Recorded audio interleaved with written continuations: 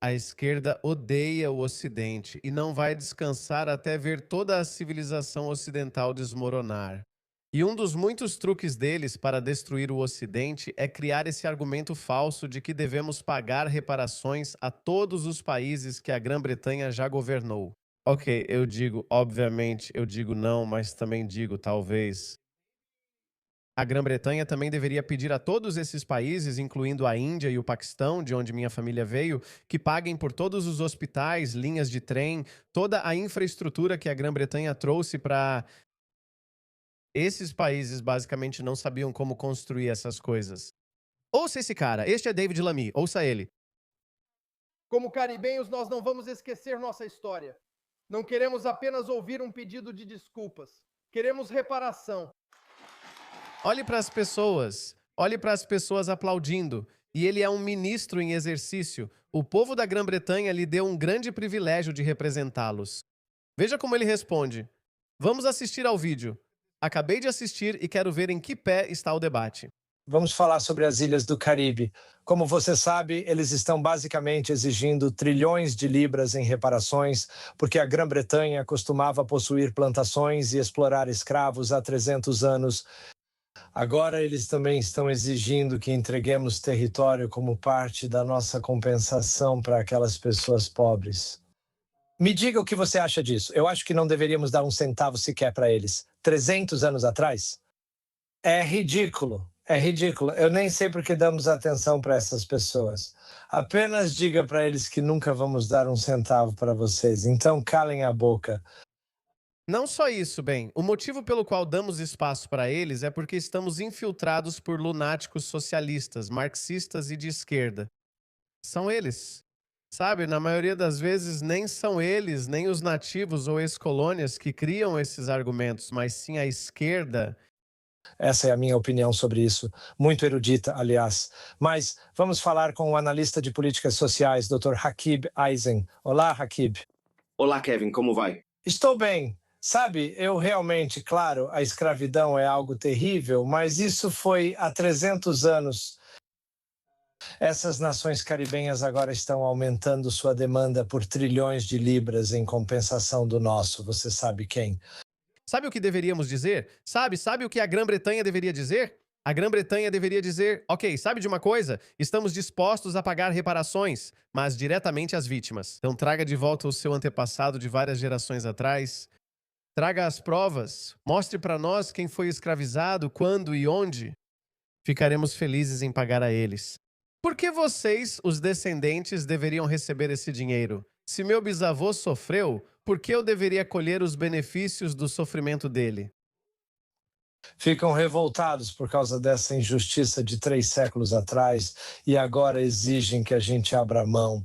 A gente deveria abrir mão do território também. Acho que já está na hora de dizer para eles calarem a boca, não é? Acho que é hora de olhar para frente e pensar no futuro. Esse é o ponto principal.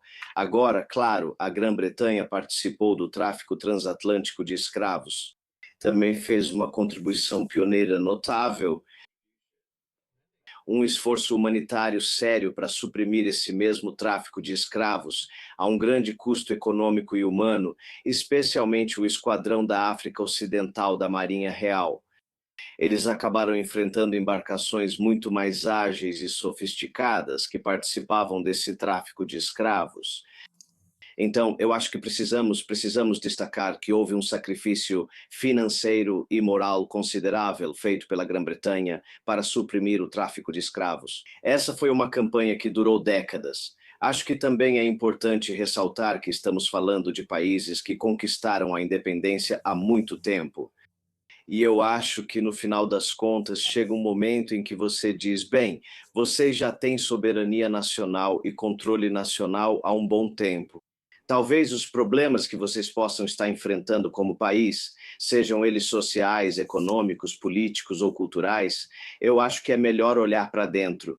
E eu acho que alguns dos países aos quais estamos nos referindo aqui ainda enfrentam problemas quando se trata da qualidade da governança.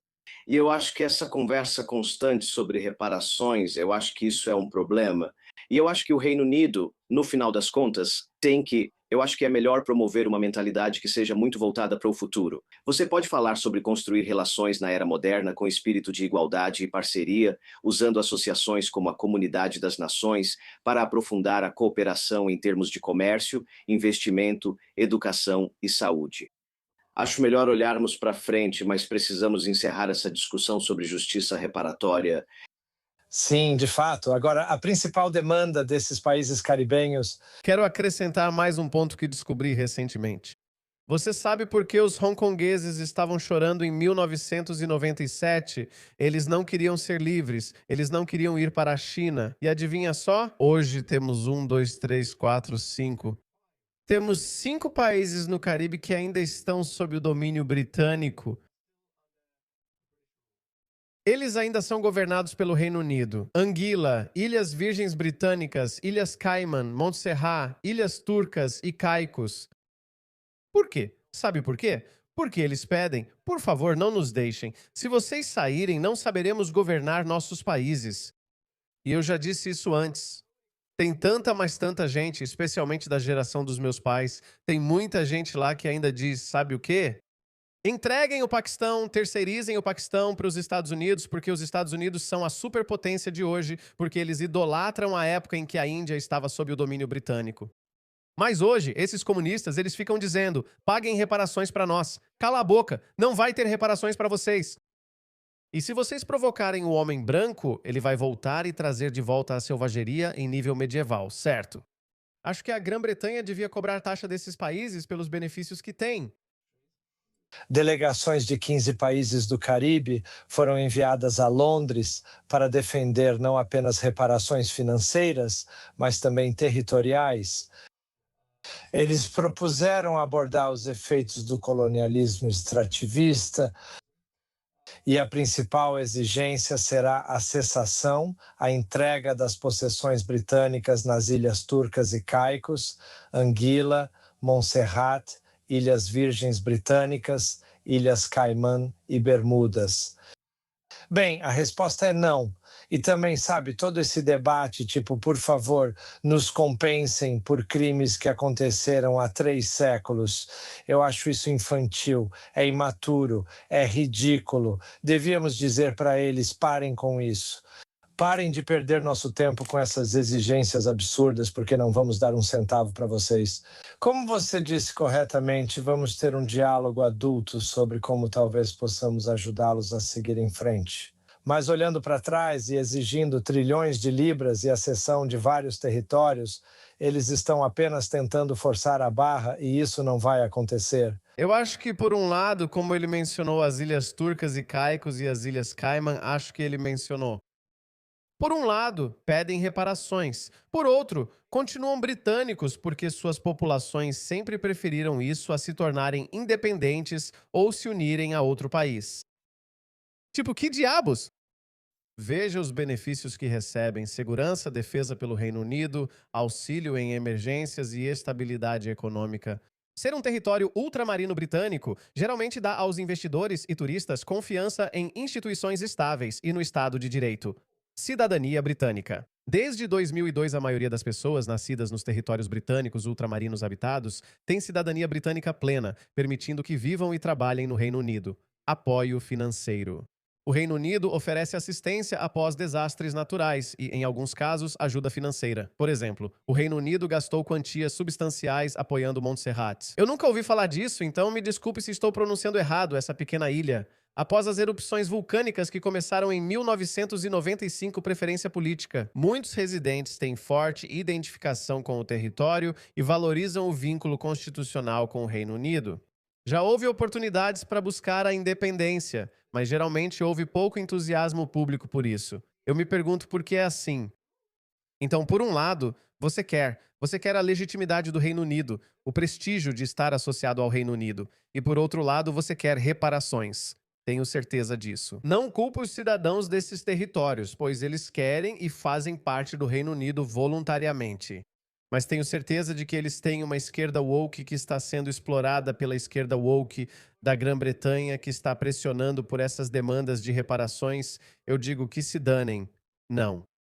Não, nós devemos bater o pé. Não, absolutamente. E eu acho que alguns dos valores financeiros que foram mencionados em termos de justiça reparatória, acho que algumas dessas reivindicações são, no fim das contas, feitas para levar a Grã-Bretanha moderna à falência, para ser honesto. E eu acho que a economia britânica já está de joelhos. Acho que, de forma geral, ao debater reparações, precisamos voltar ao início da cadeia de suprimentos relacionada à escravidão. Agora, isso envolvia reinos muito ricos e poderosos na África Ocidental. Eu gosto desse cara. Ele é o Dr. Hakib Ehsan. Então, obviamente, ele é muçulmano. Agora veja, agora ele parece uma pessoa leal à Grã-Bretanha, o país dele, seu novo país, seu país adotivo. Incluindo os reis de Daomé. Agora vamos de fato perguntar para os dias atuais, não? Ninguém vai perguntar, ninguém vai pedir sua deportação. Ninguém. É isso que queremos dizer com integração e assimilação. Sabe de uma coisa? Eu nem prestei atenção porque ouvindo ele, dá pra perceber. Esse cara é totalmente pró-Grã-Bretanha. É. E aí eu olhei o nome dele. Falei, peraí um segundo. Esse cara é muçulmano. Ele é muçulmano culturalmente. Ele deu sua lealdade total à Grã-Bretanha, pelo que posso perceber desse trecho. Eu não acho que ele seja anti-Grã-Bretanha. Acho que não. Nome para justiça reparatória. Então acho que o que estamos falando de algo profundamente complicado. A história está longe de ser simples. Como eu disse antes, a Grã-Bretanha participou do tráfico de escravos. Ela também o aboliu. Ela também o aboliu. Eles realmente aboliram isso. E tivemos grandes filantropos como William Wilberforce liderando o esforço pela abolição da escravidão. E eu acho que há um grave custo financeiro e humano. William Wilberforce foi uma figura tão influente que foi por causa dele e porque ele era contemporâneo do Capitão Cook. Essa é a razão pela qual a escravidão, na verdade, não começou na Austrália. A Austrália não tem histórico de escravidão. Eles não escravizaram o povo aborígene porque a Grã-Bretanha havia evoluído para uma civilização que disse não à escravidão. Que a Grã-Bretanha incorreu ao se. Eu digo isso com frequência, eu costumo dizer isso. Se a Austrália tivesse sido conquistada por muçulmanos, não teria restado nenhum aborígene. Com certeza não teria restado nenhuma cultura aborígene. Impondo o tráfico de escravos. Como eu disse antes, Kevin, precisamos seguir em frente. Estamos tratando de estados-nação independentes. No espírito de olhar para o futuro, vamos falar sobre como podemos criar novos laços em termos de comércio e investimento, como podemos fortalecer parcerias educacionais, como pode haver uma maior cooperação ambiental. Não gosto dessa ideia de justiça reparatória. E eu acho que alguns dos países aos quais estamos nos referindo aqui, sem querer ser desrespeitoso, deveriam olhar para si mesmos quando se trata do seu próprio sistema de governança, se estão insatisfeitos com a sua situação econômica atual. Nenhum país jamais ficou rico por meio de doações. Nenhum país, isso simplesmente nunca aconteceu. Você sabe quanta ajuda vai para a África e outros países do terceiro mundo?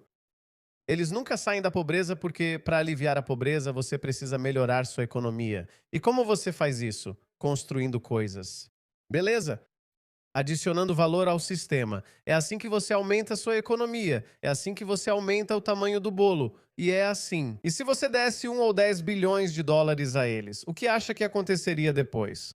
Esse dinheiro vai ser gasto. O que você vai fazer? Então, não.